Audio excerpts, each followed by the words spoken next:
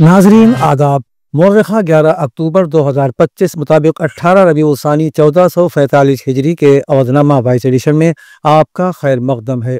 پیش خدمت ہیں اودھنامہ میں شائع خاص خبروں کی تلخیص۔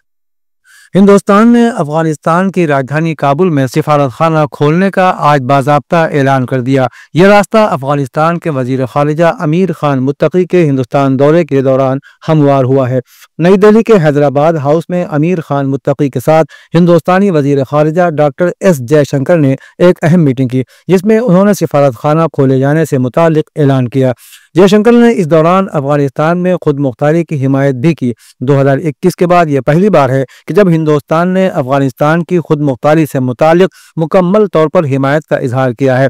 امیر خان متقی کے ساتھ میٹنگ میں ہندوستانی وزیر خارجہ نے کہا کہ ہندوستان نے ہمیشہ افغانستان کا ساتھ دیا ہے۔ انہوں نے مزید کہا کہ افغانستان میں ترقیات اور انسانی امداد کا کام ہندوستان جاری رکھے گا۔ امریکی صدر ڈونلڈ ٹرمپ نوبل امن انعام حاصل کرنے کی امید لگائے بیٹھے تھے، لیکن ان کا یہ خواب چکنا چور ہو گیا۔ 2025 کے لیے نوبل امن انعام وینزویلا کی ماریا کورینا مچاٹو کو دینے کا اعلان کر دیا گیا ہے۔ یہ اعلان ناروے کی راجدھانی اوسلو میں کیا گیا۔ اس مرتبہ نوبل امن انعام کے لیے 338 امیدوار تھے اور سب سے زیادہ سرخیوں میں امریکہ کے صدر ڈونلڈ ٹرمپ تھے۔ وہ خود کئی مرتبہ نوبل امن انعام کے لیے اپنی دعویداری پیش کر چکے تھے۔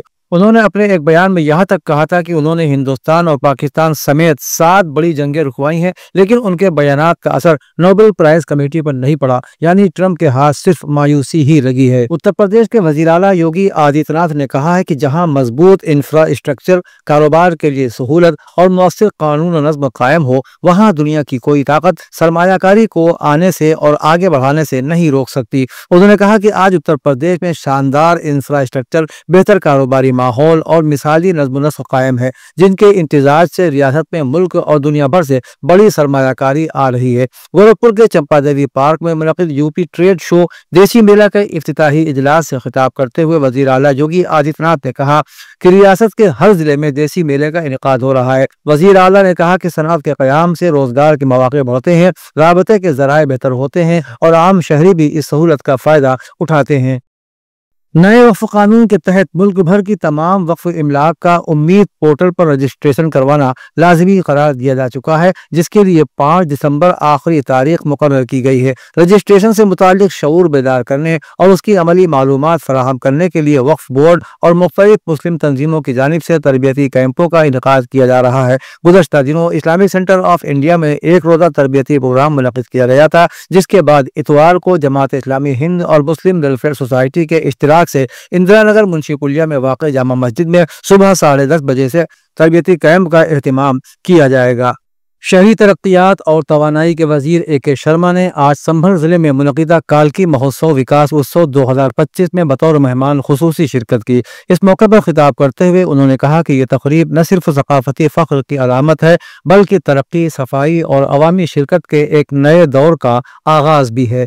مسٹر شرما نے شہری ترقیات اور توانائی کے محکمے کے تقریباً 25 کروڑ روپے کی لاگت کی کئی اہم پروجیکٹوں کا افتتاح اور سنگ بنیاد بھی رکھا۔ انہوں نے کہا کہ یہ اسکیمیں سنبھل ضلع کے شہریوں کو بلا رکاوٹ بجلی کی فراہمی، صفائی ستھرائی میں بہتری اور شہری سہولیات کے لحاظ سے بہت زیادہ راحت فراہم کریں گی۔ اتر پردیش کے نائب وزیر اعلیٰ کیشو پرساد موریا کی قابل رہنمائی میں ریاستی دیہی روزی روٹی مشن کے ذریعے دیہی خواتین کو خود انحصار اور خود مختار بنانے کے لیے اختراعی کوششیں کی جا رہی ہیں۔ سیلف ہیلپ گروپ سے وابستہ خواتین کو مختلف سرگرمیوں سے جوڑ کر معاشی، تعلیمی اور سماجی طور پر بااختیار بنایا جا رہا ہے۔ اس سمت میں سی ایل ایف کی سطح پر سکشم سینٹر قائم کیے جا رہے ہیں، کیونکہ سکشم سینٹرز دیہی خواتین کو معاشی طور پر بااختیار بنانے میں ایک سنگ میل ثابت ہو رہے ہیں۔ ان سینٹرز کے ذریعے خواتین نہ صرف خود انحصار بن رہی ہیں، بلکہ اپنے خاندانوں اور برادریوں کو معاشی طور پر بھی مضبوط اور بااختیار بنا رہی ہیں۔